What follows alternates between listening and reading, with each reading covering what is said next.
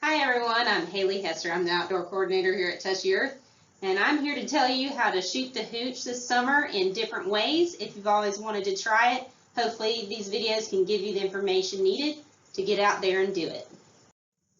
Part of preparing for a trip is knowing what gear you want to bring, the directions, any park or safety information. For gear, what I recommend is after picking what you're going to float in, just always make sure that you have a life jacket with you.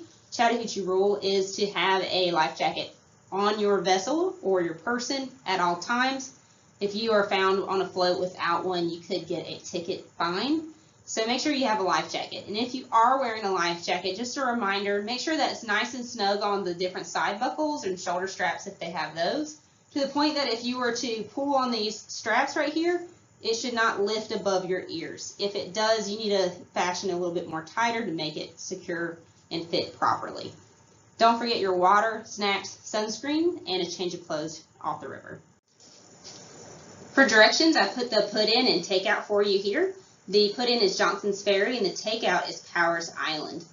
When you go to the takeout, just make sure when you park your car, you're going to look at the river itself. So go ahead and get out and try to look at the takeout so you know what you're looking for.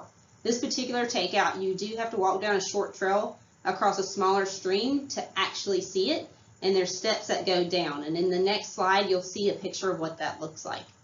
And when you're paddling on the river, that takeout will end up being on your left and just before a bridge.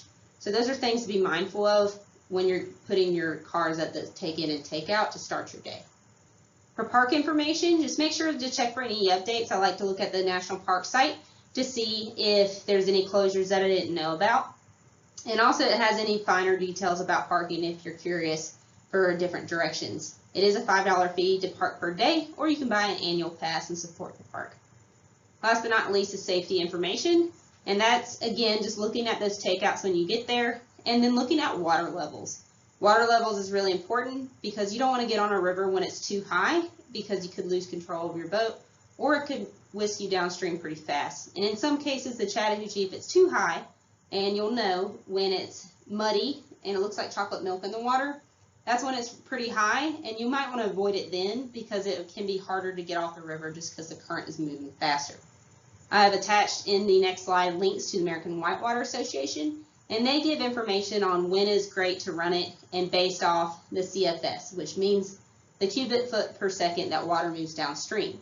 You don't have to worry about that so much, as it does tell you what good versus bad is on the website. I like to aim for the Chattahoochee somewhere around 2,000 or under, and that's a pleasant float.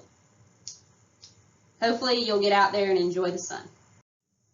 As one last safety reminder, just make sure to check the weather before you go out.